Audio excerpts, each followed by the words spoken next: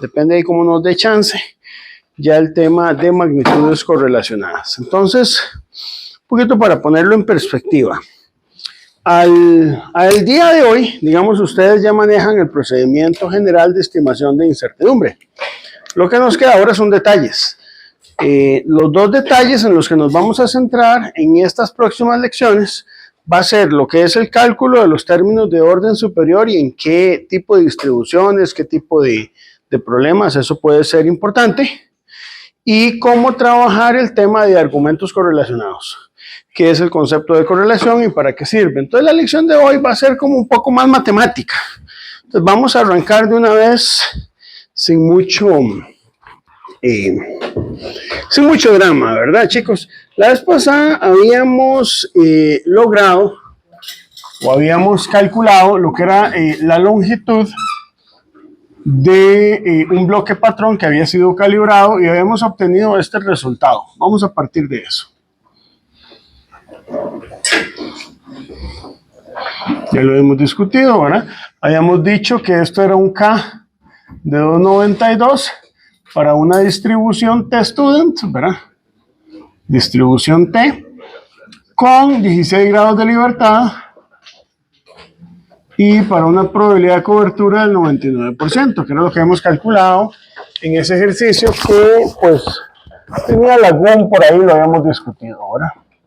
El enunciado de ese ejercicio lo pueden ver ahí en el TEC Digital. Ahora, la idea hoy es analizar los términos de segundo orden, porque justamente el ejercicio en la última parte nos pide lo siguiente, nos dice, analice si los términos de orden superior son relevantes y recalcule la incertidumbre estándar combinada de L y la incertidumbre expandida para una probabilidad del 99%. Recalcule L con su respectiva reporte L con su respectiva incertidumbre expandida. Entonces, la idea es, este cálculo que hicimos no incluye los términos de orden superior. Entonces, vamos a ver cómo se evalúan los términos de orden superior y si tienen o no un aporte relevante dentro de la incertidumbre. Entonces, los términos de orden superior se definen así. Voy a escribir solo la expresión que se suma a la varianza.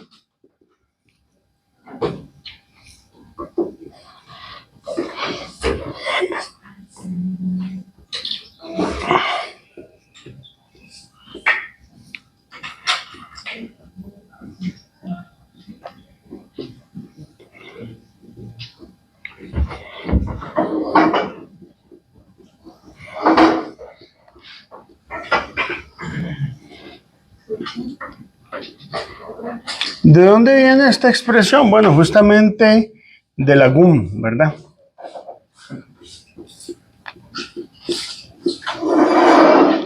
Y la idea hoy es agarrarnos con esta expresión.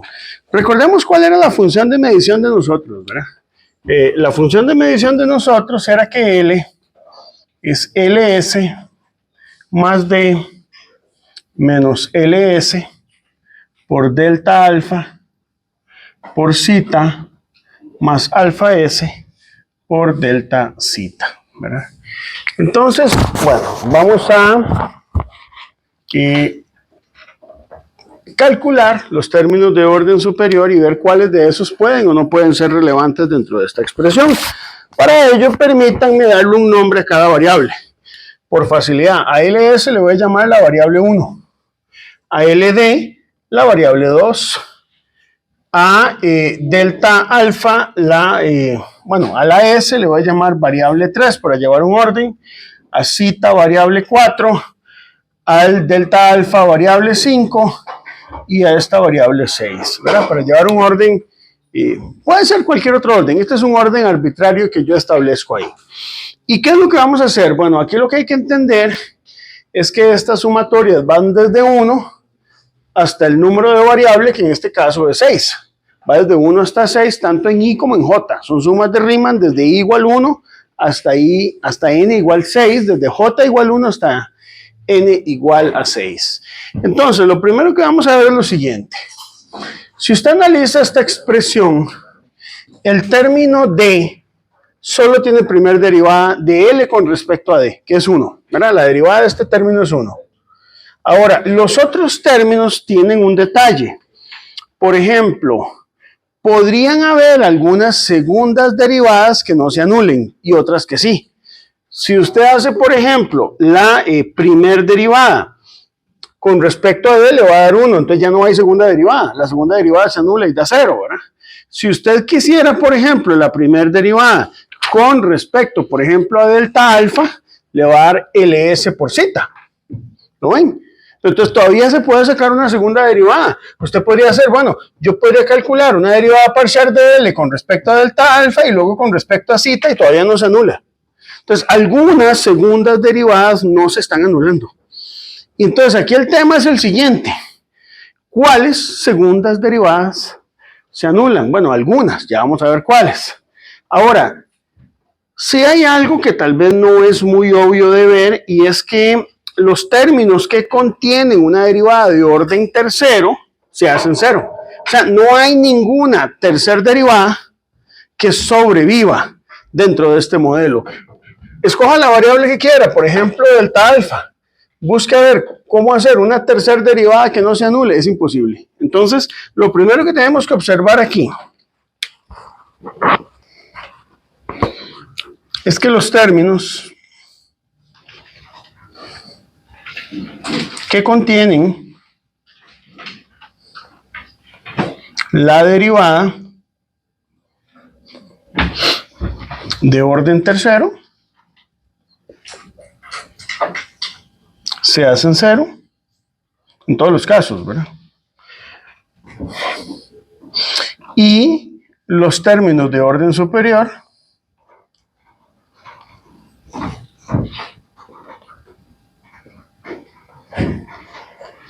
se reducen a lo siguiente, o sea, ya esto desaparece, este término de aquí se nos hace 0 y entonces los términos de orden superior, en este caso particular, no digo que vaya a ser igual en todos, quedan como un medio de la segunda derivada de f con respecto a xy y con respecto a xj al cuadrado por la incertidumbre al cuadrado de xy y la incertidumbre al cuadrado de xj, ¿verdad? Es decir, este término que nosotros tenemos aquí, para este caso particular, se hace 0 y por lo tanto se anula. Se anula, ¿verdad? Ese término. Ajá. Perdón, ahí que dice más derivada parcial de respecto a x. Bueno, ese que sí. Ese que sí. Me faltó aquí, disculpen. Con respecto a xy. ¿Se puede medir ahí? Sí, debería ir ahí. Sí. Es igual a 0. O sea, esto tiene que ser 0. Hay un cuadradito de fórmula. En el denominador de Este. Sí, para que sea de orden tercero. Ok, es un 3, lo tiene arriba. Es un 3. Este es un 3 y este es un 2. Sí, yo sé que me quedó feito, pero ahí está. No, muchas gracias ahí por la observación. Pero sí, es un 3 arriba. Ok, entonces se elimina ese término, ya nos queda una cosa un poquito más corta para este ejercicio particular. Ahora, vamos a ir calculando las derivadas parciales con respecto a todas las variables. Las que necesito son las de orden 2, porque ya las de orden 3 no son necesarias. Entonces, ¿qué necesito calcular aquí para poder evaluar esto? Vamos a evaluarlo así. Primero, voy a calcular las derivadas parciales de L, de segundo orden, con respecto a LS, luego de L con respecto a LS y a B, luego la de L con respecto a LS y a alfa S, después, la de L con respecto a LS y a zeta. Y aquí hay paciencia, ¿verdad, chicos? Porque esto es de paciencia. La de L con respecto a LS y a delta alfa, y la de L con respecto a LS y a delta zeta. Un poquito para explicar lo que estoy haciendo. Estoy agarrando la primer variable, estoy agarrando la función de medición, ¿verdad? La variable dependiente, L, y estoy calculando las segundas derivadas con respecto a cada una de estas variables 1, 2, 3, 4, 5 y 6, en ese orden, ¿verdad?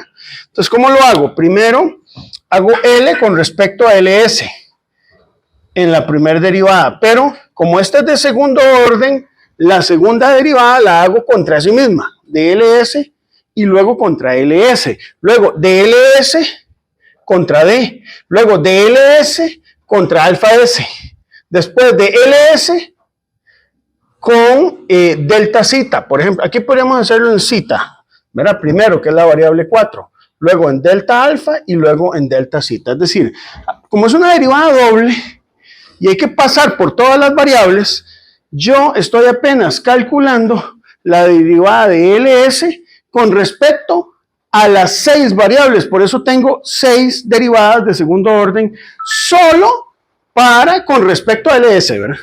Esto toca hacerlo con las demás variables. O sea, yo ahora me tengo que ir y hacer lo mismo con las demás variables. Ahorita lo estoy haciendo solo con LS. S cuadrado no va, correcto, es así. Es una S lo que va aquí. ¿Ok? Vamos a calcularla. Esta se nos hace 0, obviamente, ¿verdad? Esta de aquí se nos hace 0 porque este término es de primer orden. Esta tercera nos da menos delta zeta. Ahora, delta zeta, dijimos, y que es 0. ¿De acuerdo? Eso lo hemos establecido ya en la función de medición, donde tanto el valor de delta zeta como el valor de delta alfa tenían esperanza matemática 0, aunque sí aportan incertidumbre, pero entonces vale 0. Este es igual a menos delta alfa. Entonces usted va empezando a tener un saborcito como que todo se va empezando a anular. Pero cuando llegamos aquí no, este da menos zeta y este da menos alfa S. Entonces aquí resulta que tenemos dos términos que no se te anulan. Y esos dos términos yo voy a ponerles un contador en color verde. Este es el número 1 y este es el número 2. O sea, de este primer juego de derivadas de LS con respecto a todas las variables, las únicas que sobreviven son esas dos. Todas las demás, las otras 4 se hicieron 0. ¿Ok? Ahora, tenemos lo siguiente. Este mismo proceso que hice con LS con respecto a todas las variables, lo voy a hacer con D.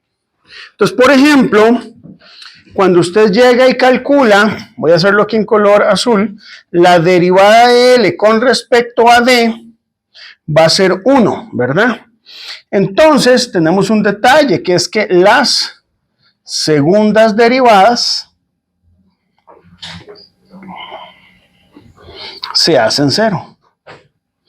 Entonces, vamos a ver si me explico. Es decir, si yo hago la segunda derivada de L con respecto a D, se va a hacer 0. Pero la segunda derivada de L con respecto a D y con respecto después a cualquier otra variable también se hace 0. Es decir, yo debería calcular 6 derivadas parciales. ¿Cómo? Bueno, más o menos derivada de L con respecto a segunda derivada de L con respecto a D con respecto a LS. Segunda derivada de L con respecto a D y con respecto a delta alfa S. Cualquiera, o sea, debería calcular estas 6 derivadas. Pero no sé si lo ven claro, esas 6 derivadas todas se hacen 0. Porque las segundas derivadas con respecto al término D se hacen 0. Entonces no las voy a calcular. Me las voy a economizar porque esas 6 derivadas se hacen 0. Tomen en cuenta que aquí hay 6 variables. Como hay 6 variables, solo con los términos de segundo orden, hay que calcular 6 por 6, 36 derivadas parciales. Por dicha, el término de orden cúbico se eliminó. Porque si no a eso hay que sumar las derivadas de los términos de orden cúbico. Eso da un poquillo de miedo, ¿no? Porque usted dice, bueno, eso es porque este ejercicio dio así. Y si no hubiera dado así. Bienvenidos, esa es la vida real, ¿verdad? Ok, entonces con D todas se hicieron 0. Vamos con la siguiente variable. La tercera variable que yo tengo, la segunda era D, la tercera es alfa S. Entonces voy a calcular de este lado todas las derivadas de L con respecto a alfa S. Entonces recordemos, la derivada de L con respecto a alfa S era menos LS por delta zeta.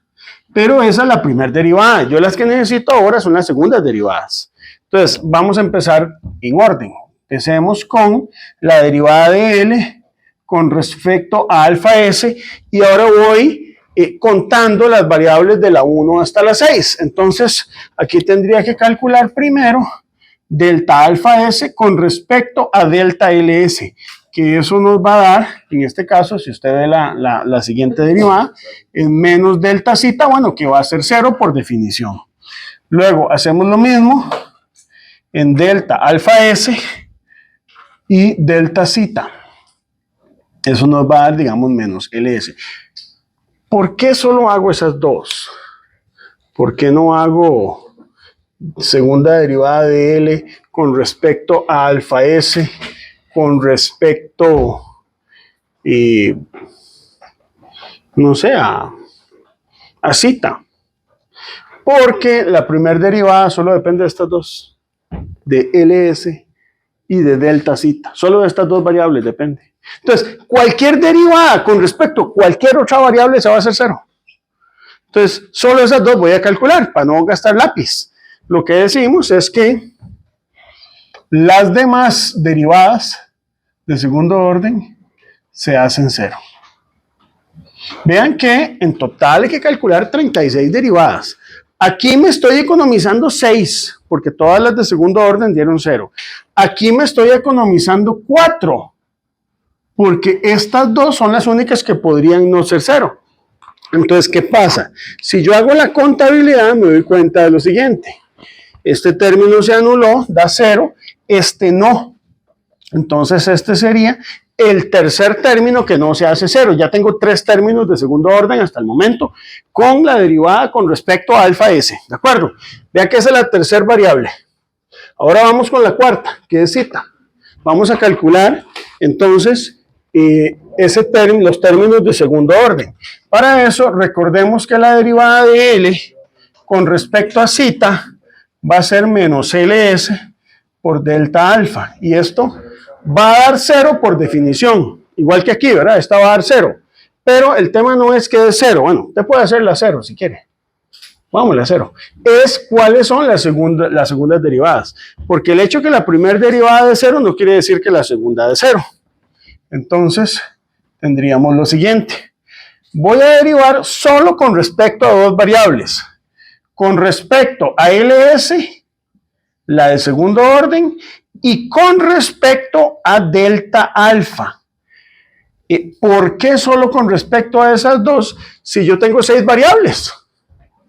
Porque resulta que las demás se van a hacer 0, porque solo va a haber dependencia de LS y de delta alfa. Cualquier otra derivada, segundo orden, que usted calcule desde aquí, se te anula. Y aquí ocurre algo. Esta derivada va a ser menos delta alfa, que por definición es 0, porque tanto, esto es importante, ¿verdad? Los términos, digamos, delta alfa y delta zeta valen 0, aunque aporten incertidumbre, ¿verdad? Y con respecto a delta alfa, esto va a ser menos LS. ¿Ok? Entonces de aquí resulta que sobrevive un término más de segundo orden. Las otras 4 derivadas se hacen 0, entonces no las voy a calcular. En total, repito, son 36 derivadas. 4 se hacen 0 aquí. 4 se hacen 0 aquí. Son 8 que se hacen 0. 6 se hacen 0 aquí. 8 y 6, 14 se hacen 0. Y de aquí se hacen 4 más 0. O sea, llevamos 18 derivadas que se hacen 0. Pero están sobreviviendo hasta el momento 4. No sé si siguen mi lógica. Bajo esa misma lógica, entonces, sigo calculando las demás derivadas. Voy ahora, ya hice variable 1, variable 2, variable 3, variable 4. voy con la variable 5, que es delta alfa. Entonces, cuando yo llego y calculo con respecto a delta alfa, la primera derivada no se hace 0, pero la segunda derivada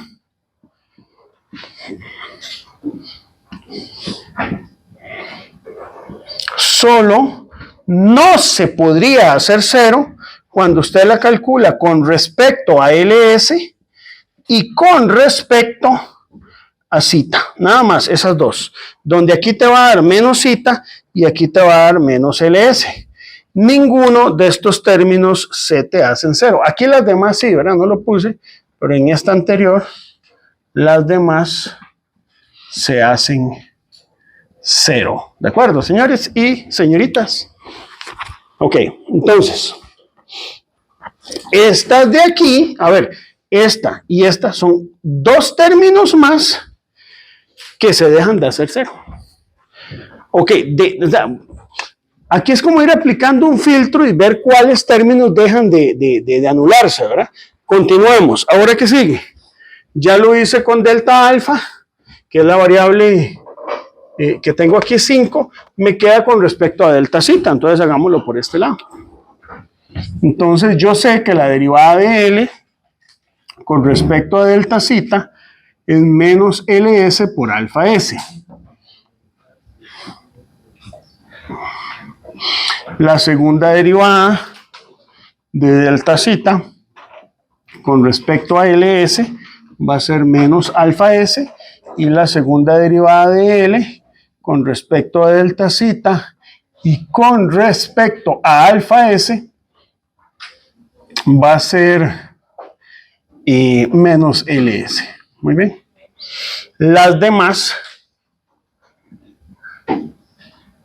se hacen 0. Igual aquí.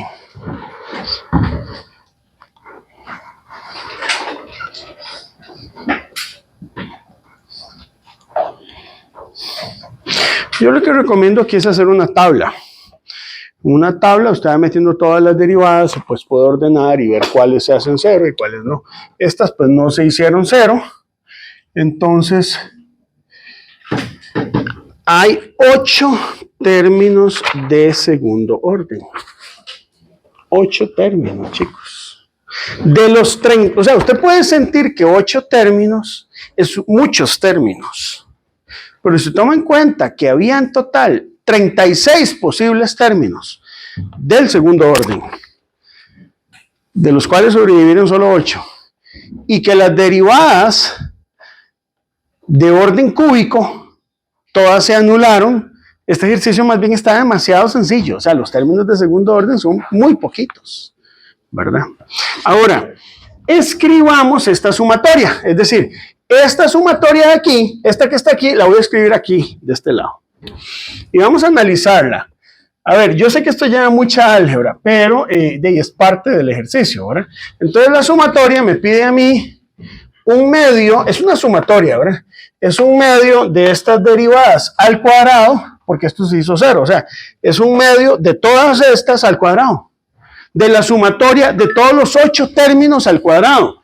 Entonces, multiplicados por sus respectivas incertidumbres de las dos variables con respecto a las cuales estoy haciendo las derivadas.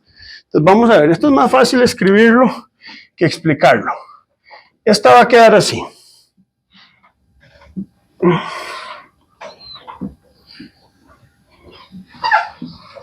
¿Qué estoy haciendo aquí?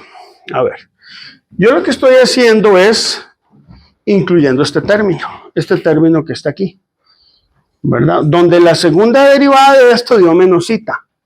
Pero como esa derivada va al cuadrado, aquí, al cuadrado, me queda un medio zeta cuadrado, por las incertidumbres de ¿quién? De LS al cuadrado y de delta alfa al cuadrado. Eso fue lo que hice ahí. ¿Está bien? Eso es el primer término. A ver, voy a ir en orden. Este es el término 1, a la par el 2, luego sigo el 3, con la misma numeración que estoy siguiendo aquí en verde, para no perdernos, ¿verdad? Ese es el primer término. Vamos al segundo.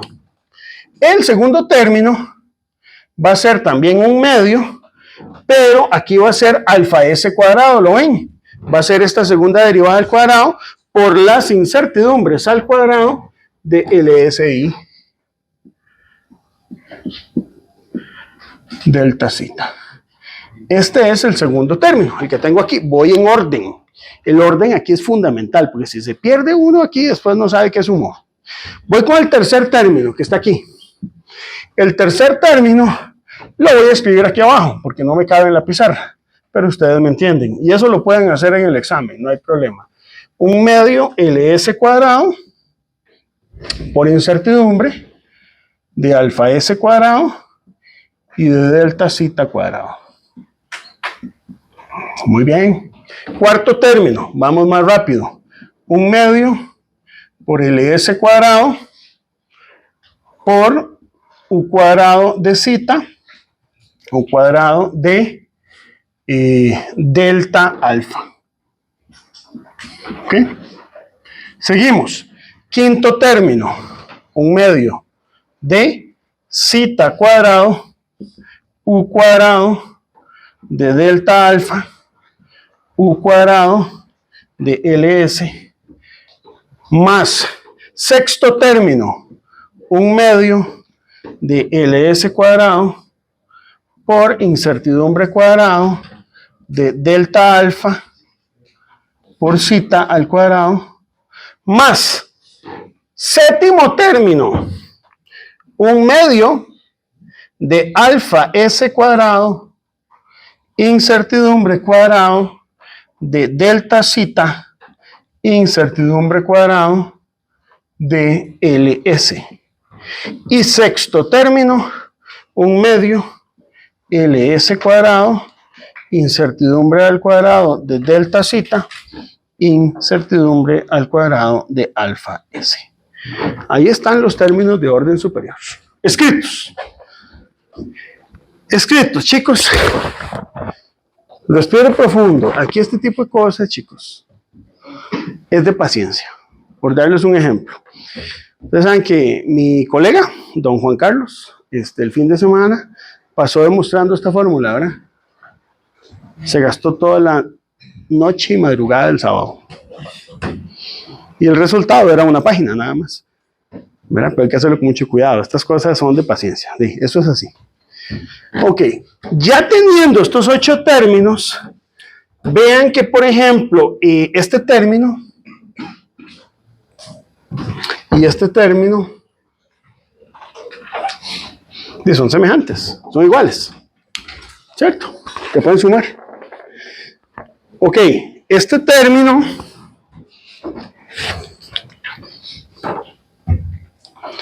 y este de aquí abajo, y son iguales también, se pueden sumar, ¿cierto? Entonces todavía podemos simplificar un poquito. Este primero y este de aquí también son semejantes, y marquemos, por ejemplo, en color negro este de aquí y este de aquí son semejantes. Por lo tanto, esta sumatoria de segundo orden todavía la podemos simplificar un poquitito más y queda así: zeta cuadrado, U cuadrado de LS sumando los semejantes, U cuadrado de delta alfa, más alfa S cuadrado, U cuadrado de LS, U cuadrado de delta zeta, más, voy a escribirlos aquí abajo, LS cuadrado, U cuadrado de alfa S, U cuadrado, delta zeta, más LS cuadrado, U cuadrado de zeta, U cuadrado de delta alfa. Ok. De los 36 términos sobrevivieron 8. Esos 8 se pudieron sumar algunos semejantes y me quedan 4 términos. Ya esos 4 términos son más fáciles de evaluar, ¿verdad? Digo, uno puede rogarle a la física que los términos de orden cúbico se sea, uno debería ser agradecido de que existan modelos donde las derivadas de orden cúbico se hagan cero, porque eso simplifica muchísimo las cosas, ¿verdad? Pero entonces tenemos 4 términos que toca evaluar, y que estos términos hay que sumarlos a la ley de propagación de incertidumbres, que no lo habíamos hecho en la clase anterior, para poder tener una expresión completa de la incertidumbre combinada. Entonces voy a proceder a sumar esos términos y evaluar esos términos. Esto la GUM no lo detalla. De hecho, ¿quién fue? Jimena, fue la que estuvimos viendo. La GUM da un pedacito así, ¿verdad? Como 3 líneas ahí. Pero ella no hace nada de eso. Se entiende que usted sabe hacerlo. Por eso es que la GUM está escrita para gente que ya sabe. Y este ejercicio es importante entenderlo bien. Ok, preguntas hasta aquí. Bonito borrar esta parte. Pero yo tenía Sí. una pregunta previa. A ver, cuénteme, a ver, don Diego. ¿De dónde surge eso? O sea, los términos de orden superior. No creo que lo calcule todo, ¿verdad? Sí, pero ¿cuál es la Más o idea? menos de dónde sale. Bueno, la idea de ahí sale de lo siguiente. Resulta que la ley de propagación de incertidumbres realmente es una serie de Taylor. Digamos, vos lo que haces es una serie de Taylor donde el primero de esos términos es la forma habitual en que habíamos calculado la ley de propagación de incertidumbre, que es derivada parcial por incertidumbre al cuadrado. Ese es el primer término. De toda la serie de Taylor, ese es el primero. Pero luego sigue un término de orden superior. Y ese término de orden superior es este es el segundo. Es más, todavía falta otro, que sería el que sigue con la siguiente derivada. Hay algunas expresiones donde incluso este término de orden superior no alcanza para poder evaluarla. Sin embargo, en la GUM solo dan este. El que sigue no lo dan. No porque no exista, es porque no lo dieron. No necesariamente la GUM está completa, pero es una expansión de una serie de Taylor en la aproximación de convolución de distribuciones de probabilidad. De ahí es donde sale, ¿verdad? Ahí después les puedo pasar la demostración. Julián. Bueno, ahí sabemos que hoy ya contamos con programas y todos los cálculos ¿Sí? se pueden hacer. Pero antes, cuando era mano así, por decirlo así, esto no le sumaba incertidumbre en algún error o algo así. No, porque lo haces algebraico. O sea, siempre hay incertidumbre, porque digamos aquí, vos no sabes el término que sigue de qué orden es. Entonces hay criterios. Por ejemplo, uno en cálculo, no sé si les enseñaron el criterio de Gauss, que es que cuando ya este término tiene cierto orden, el término que sigue, usted espera que tenga un orden menor que ese. Entonces usted espera, pensando que la serie no converja, porque recuerde que digamos, hay series como la serie armónica. La serie armónica, usted tiene sumatoria de 1 entre x, pero usted entre más sume, unos entre 1, más 1 entre 2, más 1 entre 3, eso diverge lentamente. Pero digamos, uno esperaría que el término que sigue no, primero que la serie no diverja, porque las series divergentes no sirven, para efectos de la física, la ingeniería no sirven las series divergentes, que la serie converja, que es lo que usted espera, y que el término que siga sea de un orden mucho más pequeño que el que vos tenés de orden cúbico. Entonces, a ver, respuesta estricta, sí puede aportar incertidumbre. Respuesta más pragmática, probablemente esa incertidumbre es despreciable. Probablemente. Pero, por ejemplo, yo creo que hay un ejercicio por ahí que en algún momento les dejé del péndulo simple. Que la solución del péndulo simple para todos los ángulos se expresa como una sumatoria infinita. ¿Cómo sabe usted hasta cuánto tal término tiene que tomar en esta sumatoria? Porque en el momento que usted corta la sumatoria, metes una incertidumbre por esos términos que no estás metiendo. Entonces, tenés que ver que llegues hasta un término que tenga un orden inferior al que vas a tener en la incertidumbre estándar combinada. Eso puede, Julián, generar un cálculo recursivo. Puede ser que usted haga un cálculo y necesita rehacerlo con un término más porque le hacen falta términos. Pero, eso es así. Eso es así y eso es interesante porque es independiente de la parte computacional. La parte computacional te resuelve el álgebra, sí, pero la parte conceptual no te la resuelve. ¿Verdad? Bueno, seguimos aquí. Entonces, bueno, para ir en orden. No voy a borrar ese resultado porque lo necesito ahora. Bueno, superada esta etapa,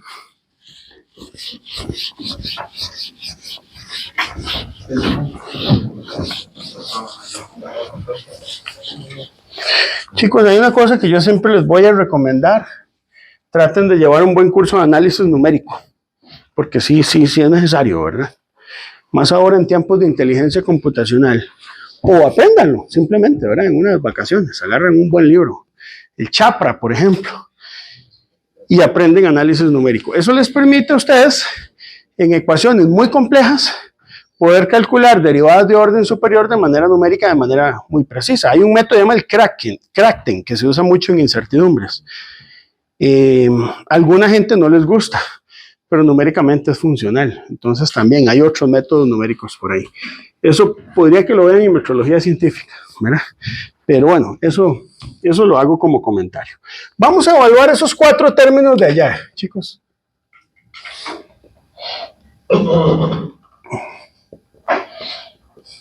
Vamos a evaluar esos 4 términos de ahí.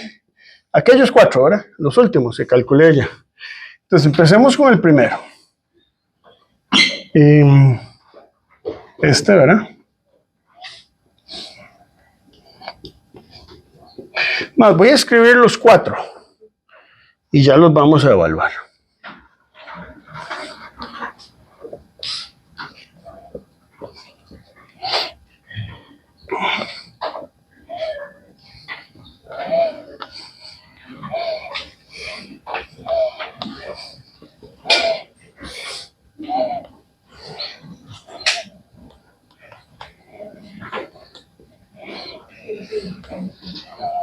Muy bien, ahí están los 4 términos. Vamos a sustituirlos numéricamente. Voy a cambiar de color azul para hacer las sustituciones. Entonces aquí, sustituyendo los valores conocidos, esto es 0,1 grados Celsius, 25 por 10 a la menos 9 metros. Esa es la incertidumbre al cuadrado, y 0,577 por 10 a la menos 6 Celsius menos 1 al cuadrado nos da 2,08 por 10 a la menos 30 metros cuadrados. O sea, usted ve ese valor y da un poquillo de sustillo. 10 a la menos 30 es un valor que incluso es menor que la constante de Avogadro por 10 a la 8, por 10 millones, por 100 millones. O sea, dejémoslo ahí. Este es en varianza, ¿verdad? 11.5 por 10 a la menos 6 grados Celsius menos 1 cuadrado, 25 por 10 a la menos 9 metros por 0.0289 grados Celsius, esto al cuadrado, 6,89 por 10 a la menos 29 metros cuadrados. 50 por 10 a la menos 3 metros. Aquí estoy usando unidades del SI, ¿verdad? Por eso lo pasé a metros. 1,15 por 10 a la menos 6 grados Celsius menos 1. Este va al cuadrado, este va al cuadrado. Y aquí 0,0289 grados Celsius cuadrado es 2.76 por 10 a la menos 18 metros cuadrados. Y el último, que sería 50 por 10 a la menos 3 metros al cuadrado, 0,407 grados Celsius al cuadrado. Estoy usando los valores que ya habíamos calculado de las incertidumbres, chicos, de la lección anterior, ¿verdad? Yo creo que no hace falta decir de dónde los tomamos, ¿verdad? Entonces los toman ahí, ya lo habíamos hecho el cálculo en la lección anterior y nos dieron estos valores. Ok. Esos 4 términos hay que sumarlos. Pero vamos a sumarlos de una manera inteligente, de una manera estratégica. Entonces, vamos a ver. Si uno... Esto puede ocurrir, los términos de segundo orden no necesariamente todos son positivos. Puede que hayan algunos negativos. En este caso, dieron positivos. Entonces uno, como para poder imaginarse cuánto es el aporte que pueden generar, uno podría extraer la raíz cuadrada de cada uno de ellos y darse una idea de cuánto podría ser el valor que ellos están generando, ¿verdad? Digamos, si usted le extrae la raíz cuadrada de esto, vas a poder obtener un valor que está en unidades de metros, e incluso convertirlo a unidades de nanómetros si usted quiere, ¿verdad? No sé si en esta discusión valdrá mucho la pena decirlo, ¿verdad? Pero los primeros dos términos son prácticamente cero. O sea, el valor de aporte que vos vas a tener ahí es muy pequeño. Va a ser muy pequeño. De hecho, si usted le extrae la raíz a estos términos, para que tengas una idea, y esa raíz, la convertimos a nanómetros, esto nos va a dar 1,44 por 10 a la menos 6 nanómetros, solo convertirla a nanómetros. Este de aquí, si usted le extrae la raíz y lo convierte a nanómetros, es 8,30 por 10 a la menos 6 nanómetros. Este mismo acá es 1,66 nanómetros y este va a ser 11,74 nanómetros. Resulta que sorprendentemente este término pesa un poco más en nanómetros. Entonces, esto lo hacemos mucho en ingeniería. En física no tanto, pero en ingeniería sí. O sea, si todo está en nanómetros y esto es una millonésima de nanómetro y estos son 8 millonésimas de nanómetro, no afecta más allá del sexto decimal de un valor en nanómetros. Entonces tomamos que estos son 0 nanómetros. Voy a poner un aproximado por vergüenza. Porque, digamos, si yo pongo esto, sea absolutamente indecente, ¿verdad?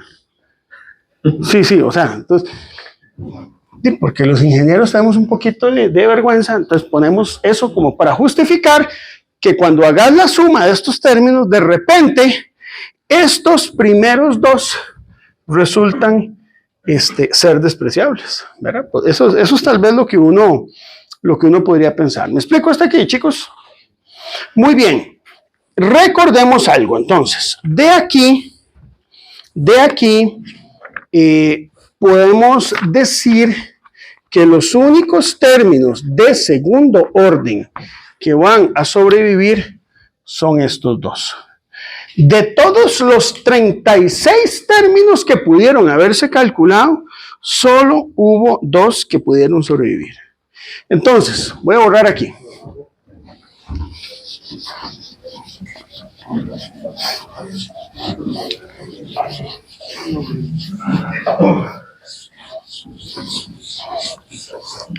Entonces ocurre lo siguiente.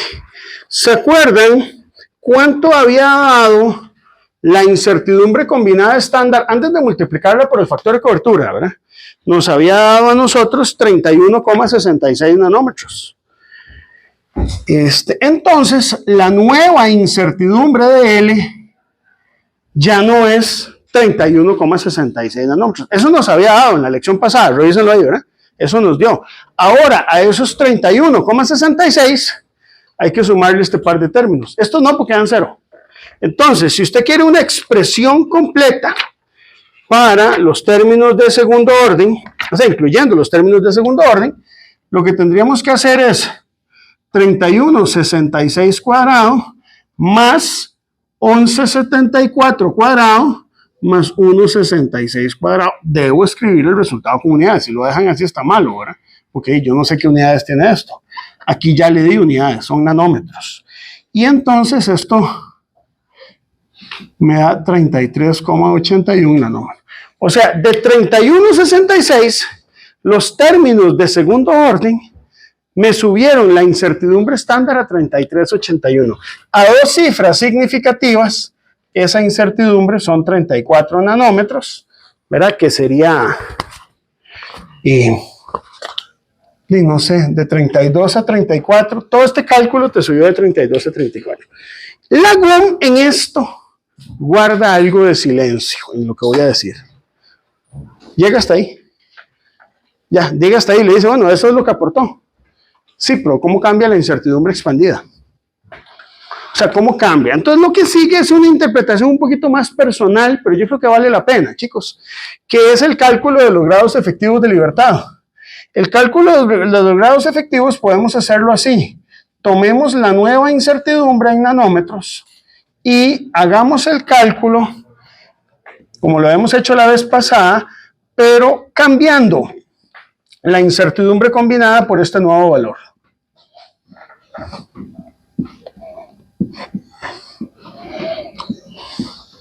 O sea, este es el mismo cálculo, pero yo cambié la incertidumbre estándar combinada.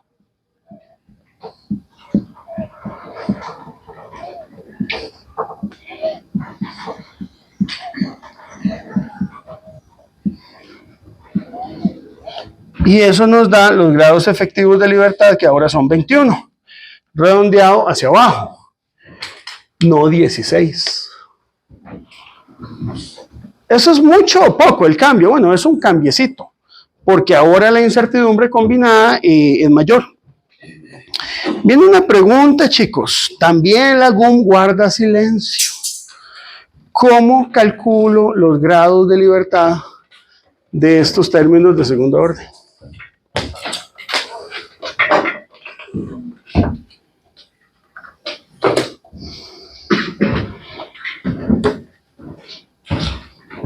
No sé.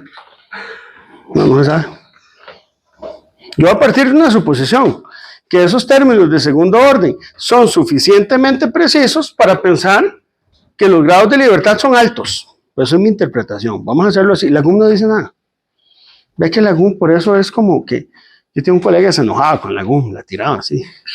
No, es lo que hay. Eso es lo que tenemos hoy. Con 21 grados de libertad puedo calcular la T de student al 99% en la tabla aquella, ¿verdad? Que tiene ahí Gabriel y que tienen ustedes en la GUM, da 2,83. Si el valor no está, se puede interpolar linealmente, ¿verdad?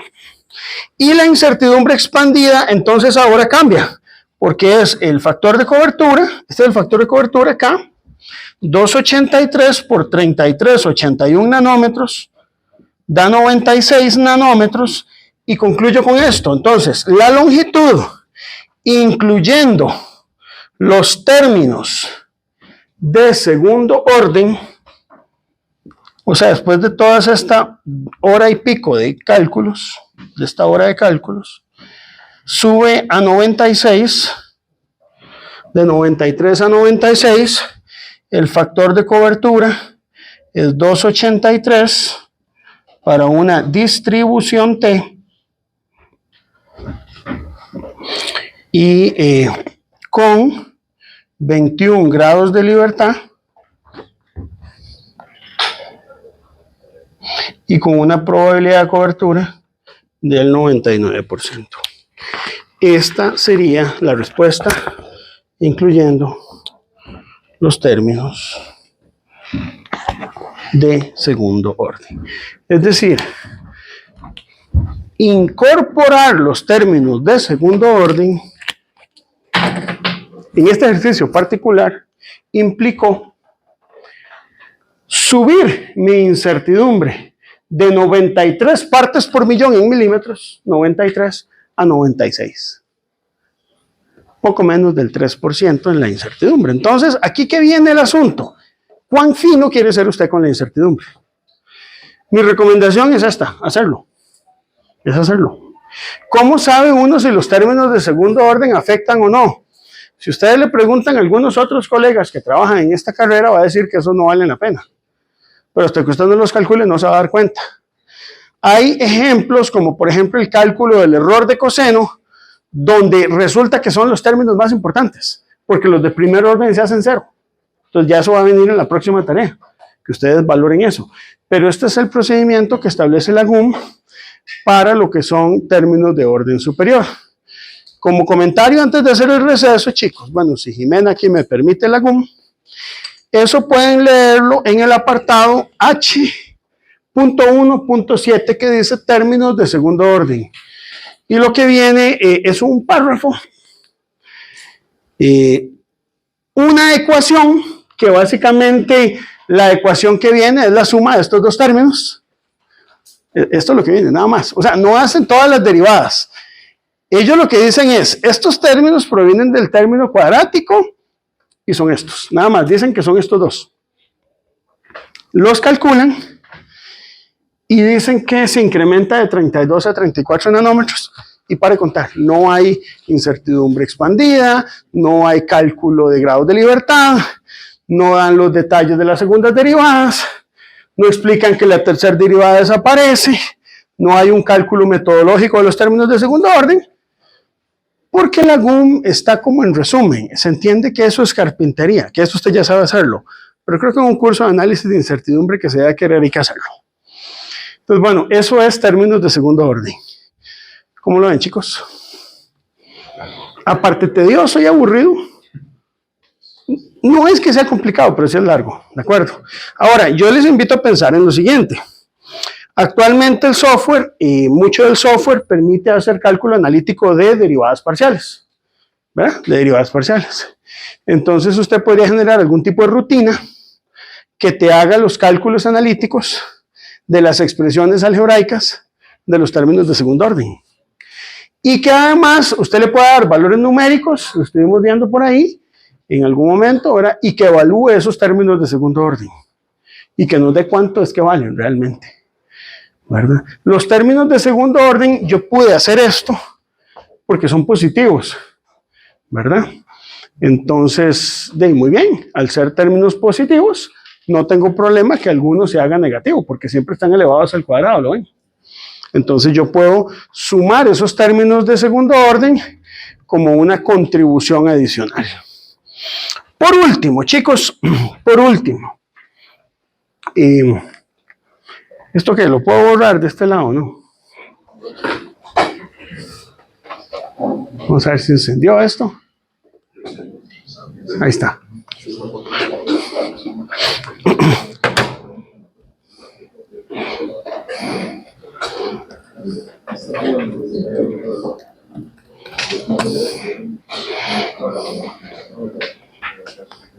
¿Qué ejemplo era este? Es el ejemplo H1 de la GUM, no sé, ¿cuál es? ¿Cómo es? El primero. De hecho aparece con todo el presupuesto de incertidumbres, está el ejemplo primero, calibración de bloques longitudinales, H1 de la GUM. Sí. ¿Cómo sería el presupuesto? O sea, ¿cómo sería el presupuesto? Ah, bueno, de eso vamos, por eso, antes. No vamos a ir al receso sin ver el presupuesto. Voy a borrar aquí, chicos, vea, yo creo que está claro. Sí. Debería haber como unas 3 pizarras, ¿verdad? Así como una para proyectar y 2 para escribir. Ok, el presupuesto de incertidumbres, que es una muy buena pregunta, ¿verdad?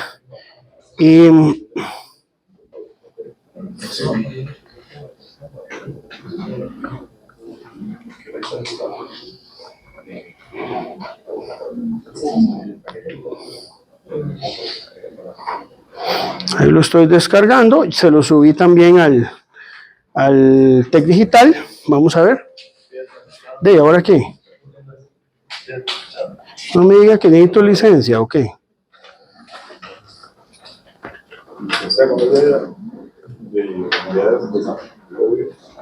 Voy a volver a descargarlo.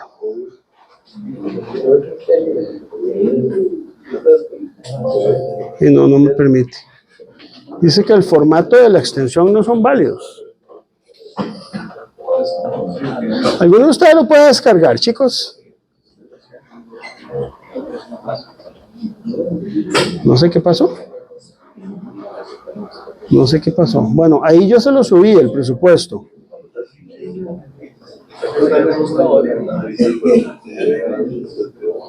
Sí, no sé. Cuando pasan estas cosas, me acuerdo por qué yo dejé de usar Windows.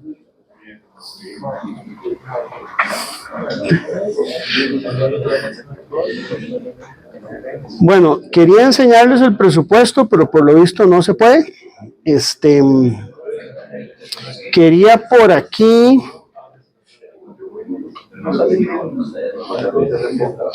En la GUM, eso lo pueden revisar en el ejemplo H. Tal vez eso sí me permita proyectarlo.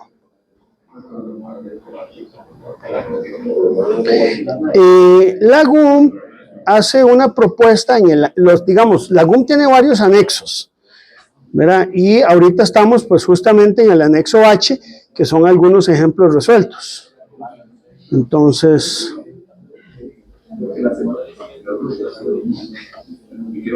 los anexos los vamos a ver todos en este curso. Y este es el ejemplo, ¿verdad? En este ejemplo de aquí, el presupuesto de incertidumbres tiene esta forma, ¿verdad? Voy a reducirlo un poquitito. Ahí está completo, ¿verdad? Por lo menos en el formato de la GUM, ¿verdad? Cuáles son cada una de las incertidumbres, sus contribuciones y sus grados de libertad respectivos. Ahí están, ¿verdad?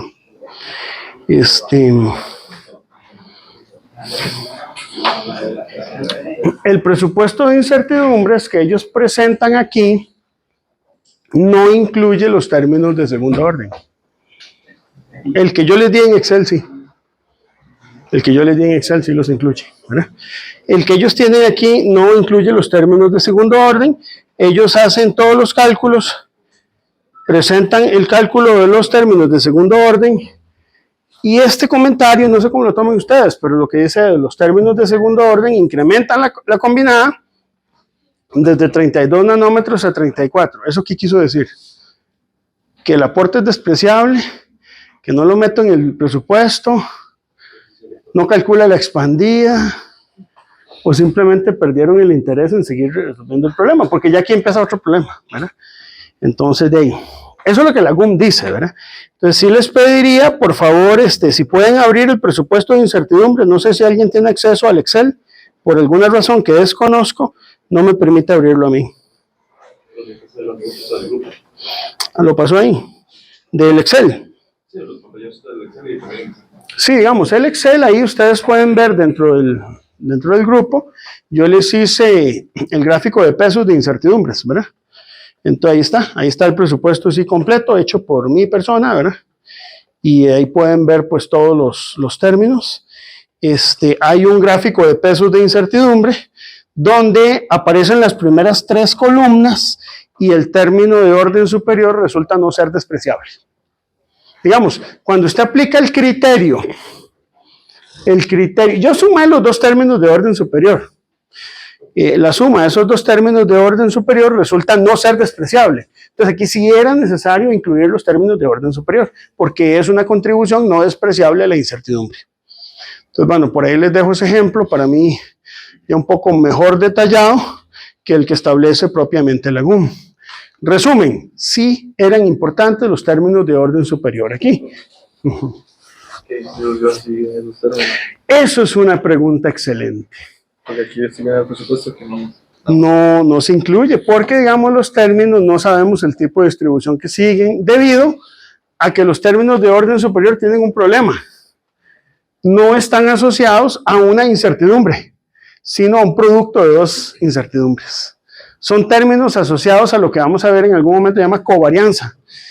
Y no tienen un análogo, digamos, dentro del punto de vista de los términos de primer orden. No puedes asignarle un tipo de distribución.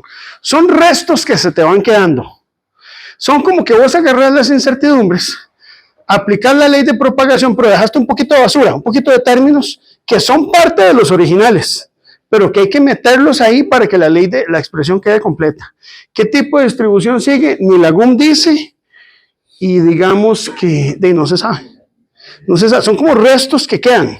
Las incertidumbres predominantes tienen sus distribuciones, pero son como restos que quedan cuando vos haces la convolución. Hay que entender que la ley de propagación de incertidumbres, chicos, y el sentido, el espíritu de la GUM es no realizar convoluciones. Porque, vamos, usted puede decir, no, este método no me gusta, y tiro el curso en la basura y busco otro método para estimar incertidumbres. Lo hay, sí lo hay. Hace convoluciones de distribuciones de probabilidad. La convolución, de la convolución, de la convolución. Y supongo que vieron convoluciones. Va a haber un ejercicio de convolución sencillo en la tarea. Les voy a pedir que no me odien, pero eso hay que hacerlo una vez en la vida para entender la magnitud de lo que es hacer convoluciones. Yo me acuerdo cuando aprendí análisis de Fourier Esa vaina, si usted no tiene computador, es imposible de hacer. Pero hay que hacerlo una vez para poder dimensionarlo. Bueno, lo mismo con convoluciones. La GUM te propone una alternativa para no tener que hacer convoluciones, pero el precio es que te van a quedar esos restos de términos de segundo orden donde no es tan fácil darles una interpretación, ¿verdad? Y todavía falta algo que en este ejercicio no se da, que se llaman correlaciones. Hay un término que falta más. En este caso, ¿por qué el término no se incluye y no debería incluirse en este presupuesto? Porque la correlación no afecta. Es decir, el término de correlación no afecta porque las magnitudes de la forma en que expresamos la función de medición son todas independientes entre sí, ¿verdad? Bueno, con esto agoto el ejemplo H1. El ejemplo H1 de la GUM se considera una de las joyas de la incertidumbre. Como el modelo de Ising en física, ¿verdad? Que ese modelo de Ising es como el único caso en que usted puede resolver ciertos problemas, digamos, en la parte de complejidad. O, por ejemplo, el movimiento armónico simple, que es la única ecuación diferencial con senos y cosenos que usted puede resolver. Nada más, es la única. Puede ponerle unos detallitos, pero es la única que sabemos resolver. Bueno, este ejemplo más o menos va por esta misma vena. Se los dejo por ahí, les dejo el presupuesto, se los dejo resuelto. Tómenlo incluso como ejemplo para validar. El futuro de la incertidumbre probablemente va a ser simulaciones. Usted va a calcular incertidumbre a partir de un método que se llama simulación por Monte Carlo. Y esto es la forma en que usted valida Monte Carlo. O sea, ¿por qué necesitamos saber álgebra? Porque el álgebra va a ser la forma en que usted va a validar los métodos de cálculo de incertidumbre. Entonces esto hay que saberlo. A futuro va a ser así. Hoy en este país no. Hoy en este país se sigue usando el método GUM para cálculo de incertidumbres porque faltan ingenieros físicos, porque no hay. Porque en la calle los que están metidos en metrología no saben, no tienen formación. Muchos, son muy pocos, ¿verdad? Y los pocos que tienen, pues ya están ocupados trabajando y haciendo cálculos de este tipo, ¿verdad? Entonces, les digo esto para motivarlos a que sigan por este camino. No sé si hay un comentario antes de terminar esta primera parte. ¿Cómo estamos aquí? Entonces, normalmente cuando se trabaja ya en la vida real, ¿sí? Estos términos se desprecian. No quería decirlo, pero sí. Sí, se desprecian y a veces de manera no muy justificada, ¿verdad? De manera no muy justificada. Entonces, no le digo que haga eso en su vida laboral. Lo que pasa es que la gente lo hace porque no quieren calcular esto. No, pero siempre es recomendable entonces ¿Calcularlos? ya en la calle, digamos. Sí, claro. Siempre es recomendable calcularlos. Siempre es recomendable calcularlos. Sobre todo cuando vos desarrollas modelos nuevos de medida. Usted va a generar un modelo de medición, o va a hacer una medición, un experimento nuevo, donde no hay experiencia, es bueno calcular los términos de segundo orden. También hay algo que la GUM no lo dice, que es cuándo pueden ser importantes. ¿Cuándo los términos de orden superior son importantes? Cuando el modelo es altamente no lineal. Cuando usted tiene un modelo altamente no lineal. ¿Y qué es altamente no lineal? Modelos que lleven exponenciales, logaritmos, o que incluso lleven funciones trigonométricas, en puntos donde los cambios son muy abruptos.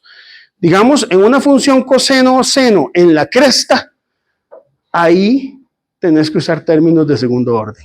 En los puntos que son silla o en los mínimos o máximos relativos de una función, ahí se vuelven muy importantes los términos de segundo orden. La ley de propagación de incertidumbres sin términos de orden superior funciona muy bien donde hay linealidad, donde hay una buena pendiente. Pero cuando esa pendiente se hace muy chiquitita, cuando estás en puntos en los cuales hay cambios en la concavidad, puntos de inflexión, los términos de orden superior se vuelven importantes. Es lo que te puedo decir. ¿Está bien? ¿Algo más? Bueno, chicos, 10 minutos y seguimos.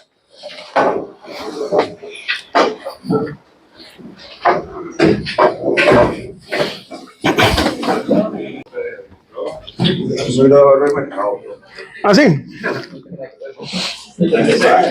Bueno, chicos, vamos a arrancar, vean. Ahora sí logré abrir el presupuesto de incertidumbres, el gráfico de pesos de incertidumbres. Ven los términos de orden superior, los que están en color verde son los que no son despreciables. Entonces estos términos de orden superior no son despreciables. Conclusión personal. La GUM te pone un ejemplo para que usted piense, para que usted diga, bueno, es que no siempre son despreciables y por eso hay que calcularlos, ¿verdad? Ese es el asunto, ¿verdad? Muy bien. Terminamos con esto. Ahí pueden revisar el presupuesto completo. Ahí está completo, ¿verdad? Quería hablar un par de temillas más. Uno, para que lo vayamos pensando, chicos. Vayan pensando, tal vez en los próximos días, en los grupos para el proyecto del curso. Yo tengo que darles los lineamientos, pero les adelanto. Básicamente lo que yo quiero es que ustedes elijan un problema. Como somos ingenieros, yo espero iniciativa de ustedes. Y vamos a negociarlo así. El problema, ojalá que sea un problema que a ustedes les guste. Yo les puedo dar ideas, pero que surja a nivel del grupo. Entonces, lo que voy a pedirles es que conformemos grupos de máximo 4 personas. Si alguien quiere hacerlo de 3, de 2 o individual, se permite. Pero promuevo a que aprendamos a trabajar en grupo. Yo creo que eso es una buena experiencia y es lo que nos distingue de los profesionales de otras carreras. Ya lo habíamos hablado. Probablemente ustedes conocen profesionales de la escuela de física que no pueden trabajar en grupo. Y eso es muy lamentable, porque imagínense físicos tan bien formados que pudieran trabajar en un equipo y hacen muchas cosas, ¿verdad? Entonces vos ves mucha disgregación a veces que por un lado es bueno y por otro lado no es tan bueno. Yo creo que hay que promover el trabajo en grupo. Yo soy muy pro trabajo en grupo, ¿verdad? No siempre la ciencia se puede hacer individualizada. Por ejemplo, el laboratorio de metrología que tenemos en esta escuela, que es un laboratorio de docencia, yo preferiría que el norte de un laboratorio se defina como un equipo de trabajo.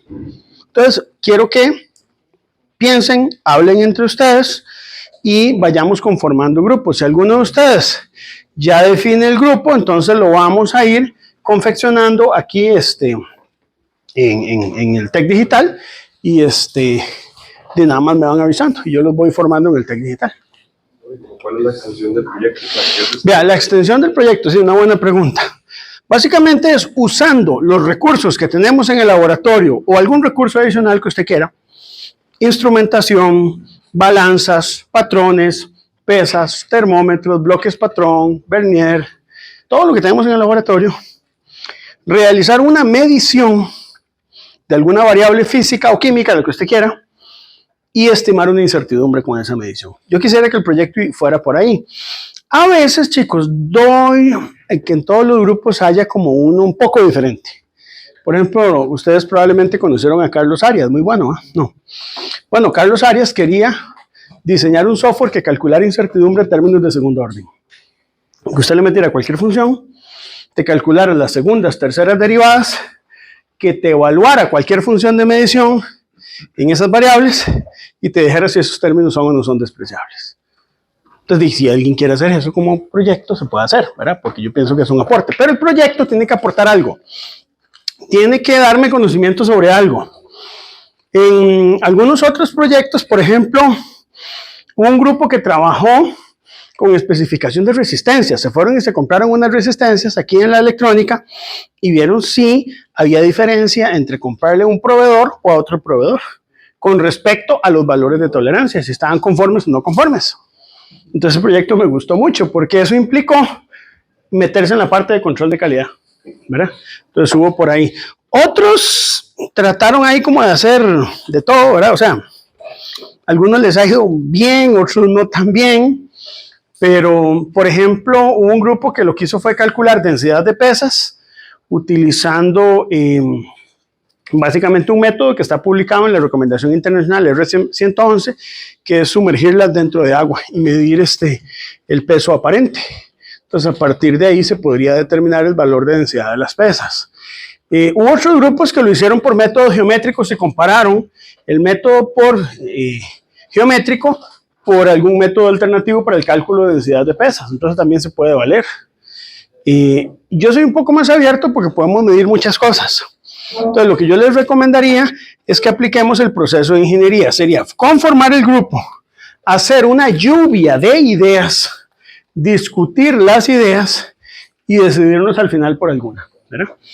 El proyecto, piensen ustedes en qué les puede servir lo que están aplicando de estimación de incertidumbres. Algunos incluso me lo aplicaron en los laboratorios de física general para dar valores de referencia. Por ejemplo, en el cálculo de gravedad local. En algunos de estos experimentos, tal vez retomarlos con una óptica diferente, ¿verdad? Y calcularles las incertidumbres. Como cuando uno ve la película de La Sirenita, ¿verdad? Usted la ve cuando tiene 8 años y la ve cuando tiene 20 y no es lo mismo. Úrsula no es tan mala después. Usted ve Caperucita a los 5 años y es una cosa, ¿verdad? Y usted le da a los 20, ya sabe que el lobo no era el lobo, ¿verdad? No era el lobo, ¿verdad? Le ponen el lobo porque no pueden ponerlo explícitamente en los cuentos de Andersen. Ustedes saben, obviamente. Bueno, algo así pasa con esto. Entonces, también pueden revisar algunos de estos experimentos. Si quieren medir alguna variable física, también estoy abierto a eso. Hay proyectos que tal vez sí hay que tener mucho cuidado cómo los va a hacer uno. Por ejemplo, si alguien llega y me dice que quiere hacer el experimento de Cavendish para medir la constante de gravitación universal, tal vez este no es el curso, tal vez hay otro contexto, porque ocupamos 2 esferas de 2 toneladas, un sistema para poder medir desviación de ángulos, es un poquito más complicado. Entonces ese sí les pediría revisarlo un poquito, ¿verdad? O por ejemplo que alguien quiera reproducir el experimento de Fizeau, ese es uno de mis experimentos favoritos. Fizeau en 1824 agarró un haz de luz en 1824, 200 años. Lo hizo pasar a través de Francia, que no había luz eléctrica, a través de 8 kilómetros y con una rueda dentada de 720 dientes logró medir la velocidad de la luz con una incertidumbre de un 5%. En 1824, chicos. Y ese experimento en 1845, nadie había nacido aquí, ya había sido mejorado y ya no era un laboratorio de 8 kilómetros, era un salón. Entonces usted puede decir, bueno, qué bonito, y lo hicieron justamente con un sistema rotatorio, ¿verdad? Entonces parte de lo que yo quiero es que desarrollemos un poquito la habilidad experimental.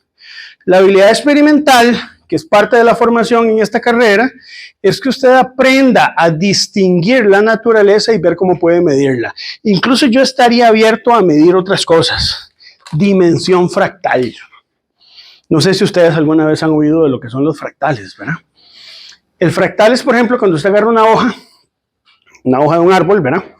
Y entonces tiene una rama que se bifurca en 3, 4 partes, pero cada ramita se vuelve a bifurcar, y cada una se vuelve a bifurcar, y cada una se vuelve a bifurcar.